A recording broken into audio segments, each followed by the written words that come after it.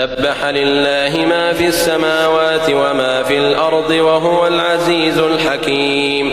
يا أيها الذين آمنوا لم تقولون ما لا تفعلون كبر مقتا عند الله أن تقولوا ما لا تفعلون.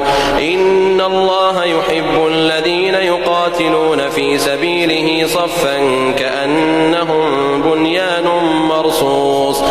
وإذ قال موسى لقومه يا قوم لم تؤذونني وقد تعلمون أني رسول الله إليكم فلما زاغوا أزاغ الله قلوبهم والله لا يهدي القوم الفاسقين.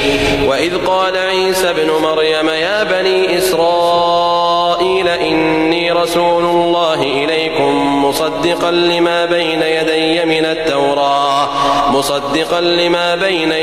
من التوراة ومبشرا برسول يأتي من بعد اسمه أحمد.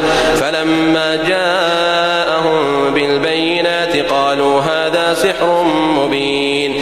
ومن أظلم ممن افترى على الله الكذب وهو يدعى إلى الإسلام والله لا يهدي القوم الظالمين. يريدون ليطفئوا نور الله بأفواههم والله متم نوره ولو كره الكافرون. هو الذي أرسل رسوله بالهدى ودين الحق ليظهره على الدين كله ولو كره المشركون. يا أيها الذين آمنوا هل أدلكم على تجارة تنجيكم من عذاب أليم تؤمنون بالله ورسوله وتجاهدون في سبيل الله بأموالكم وأنفسكم ذلكم خير لكم إن كنتم تعلمون. يغفر لكم ذنوبكم ويدخلكم جنات تجري من تحتها الأنهار ومساكن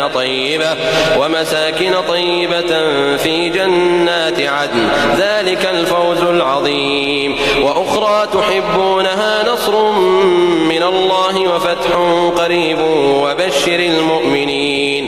يا أيها الذين آمنوا كونوا أنصار الله كما قال عيسى بن مريم للحواريين من أنصاري إلى الله قال الحواريون نحن أنصار الله